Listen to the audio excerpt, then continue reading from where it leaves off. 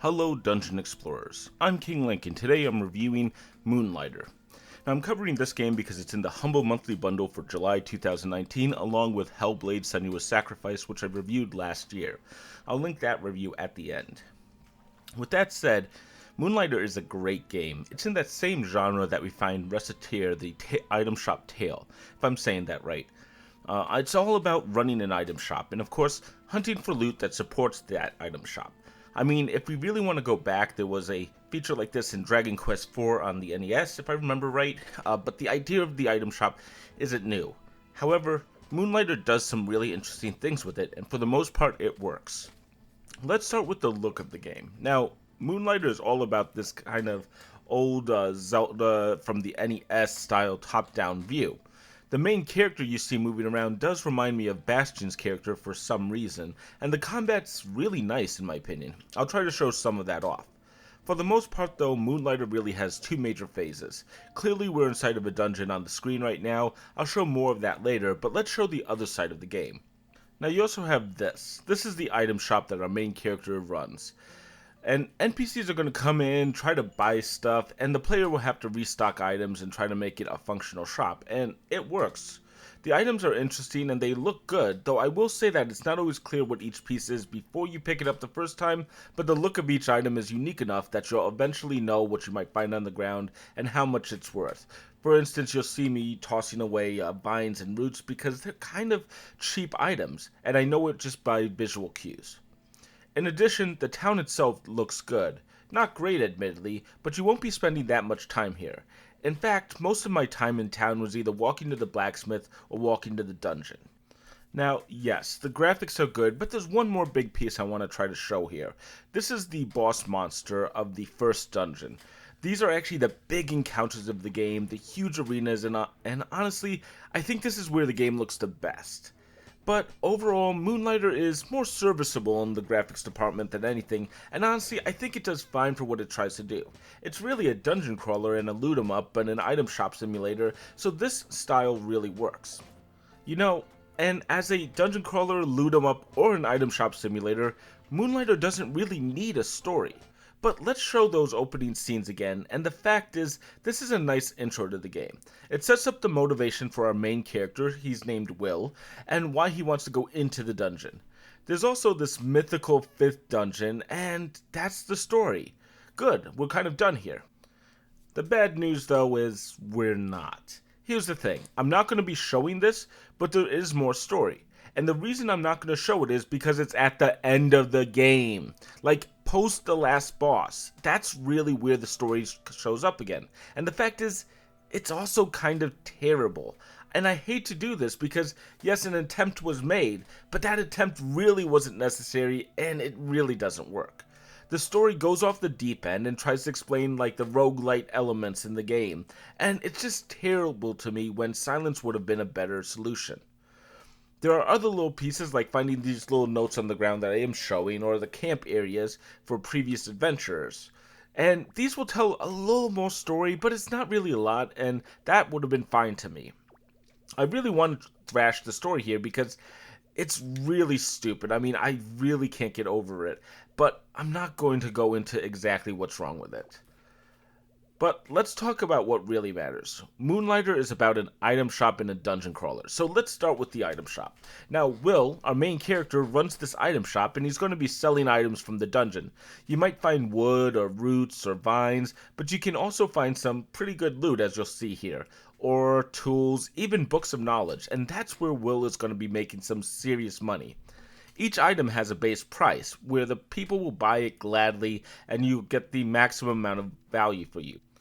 The people in the shops don't have likes or dislikes for the most part. There are a couple rich people who pretty much buy anything, and there are a few thieves who try to steal stuff. That's an interesting thing that happens later. But for the most part, you're choosing a price, and the average customer is going to consider it just like every other customer in there. If they like it, they'll buy it. If not, they'll look upset. Now, there are really four, or at least as I've seen it, 3 states.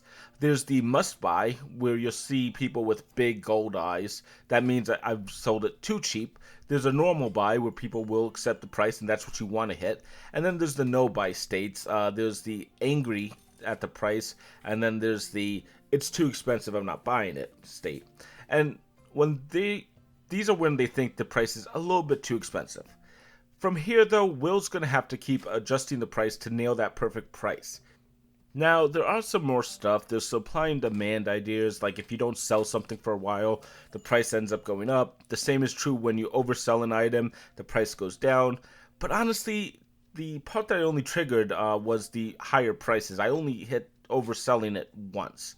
It's more common because the fact is you go into different dungeons where these drops don't drop, and so you're not selling it for a while. Now, there's two really big negatives, in my opinion, of the item shop. Not huge for the game, but just for this mode. The first one is that the different supply and demand modes, the higher and lower prices, aren't recorded. So you might know that ore goes for 100 gold coins normally, but if it's in demand, there's no recording of the best price for there, or even if it's in a glut where the supply goes down. So the problem is, you don't get the idea of what you should be selling it at. And the other problem I have with it is Moonlighter's system works well for most items, especially ones that you get tons of, but the rare ones don't work. There's a few items in the game that only appear once, and we'll talk about why, mostly because those enemies go away, but the thing is, trying to find the best price isn't a really good experience for those items. You want to go very high so you don't sell like a 10,000 gold item for 100 gold, but honestly, if you do it, it doesn't matter. Money just rolls in each dungeon, and these very rare items usually are at the end of a dungeon just as you go into a new one where you're going to get more cash flow. You don't really need to worry that much, but I would have loved a way to appraise an item as well. The item system though is a fun little toy to play with. Now, before we get to the dungeon, let's talk about the town again. There's a few things you can buy in town, but honestly there's really only two major things you'll really want to focus on. You can go buy potions, and that's really useful. You'll spend some time there. She also does enhancements. And then there's the blacksmith. And the blacksmith is where you upgrade your weapons. This will give you more defense and attack. You can also upgrade them at the potion shop, like I mentioned, the enhancement system. And the point is, though, going to these shops, trading in your gold and some items will make you more powerful. And it's a great system to gain power and level up. There's no true leveling up, like an RPG, but your character is going to get more powerful from the blacksmith and the enhancements that you add to his weapon. There's even 5 different types of weapons, 3 tiers of armor as well. The tiers seem to mostly affect the move speed from what I've seen, but I went heavy and I didn't really have any problems. The weapons do change your attack motions, your speed, and your special attacks. I like to focus on the sword and shield that allowed me to block, thus the name King Link, of course. But there's great swords, bows, arrows, spears, clawed gloves, and there's a lot more here, so you can actually choose a fighting style that fits your side. So, now you've sold your weapons, you've improved your weapons and armor, you may even have changed your weapon style.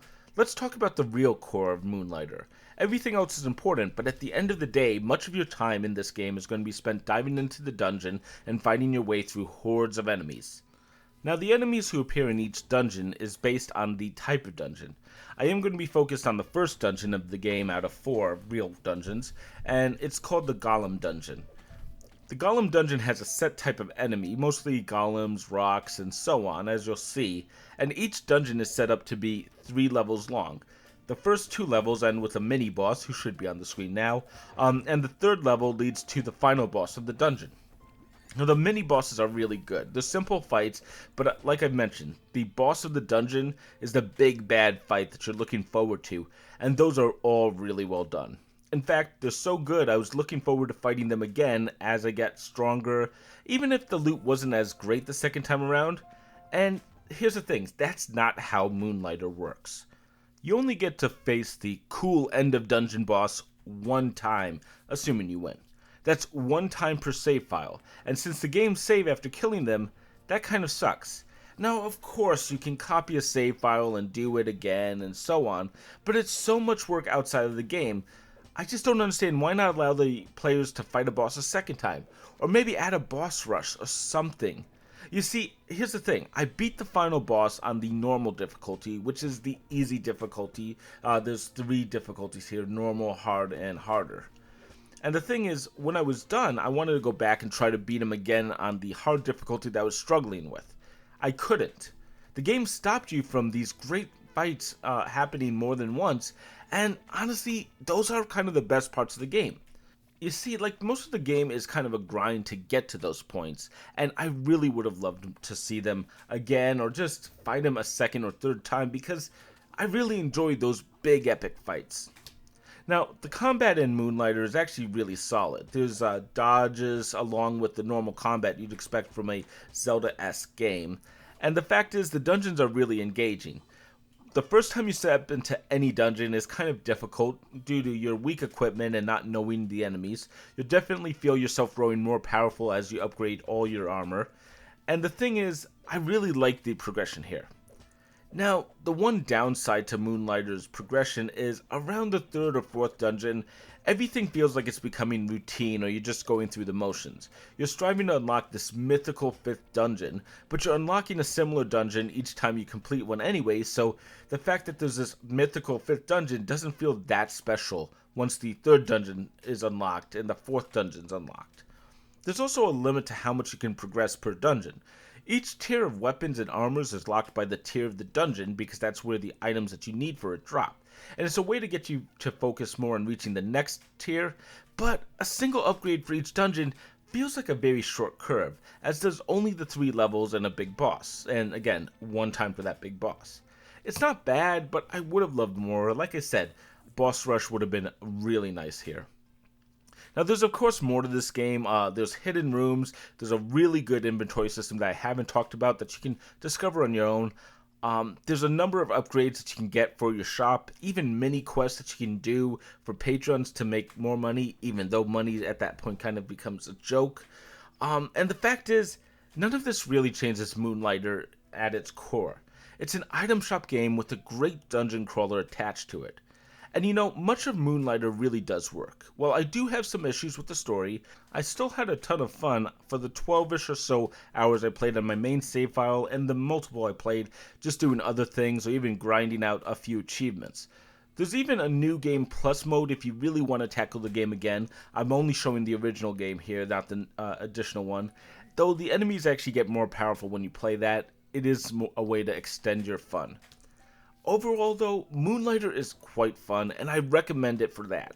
If you want to play an interesting game, I think Moonlighter is it. There's definitely room for improvement. I would have loved a deeper item system, or at least one that wasn't just guess and adjust the price at the core of it.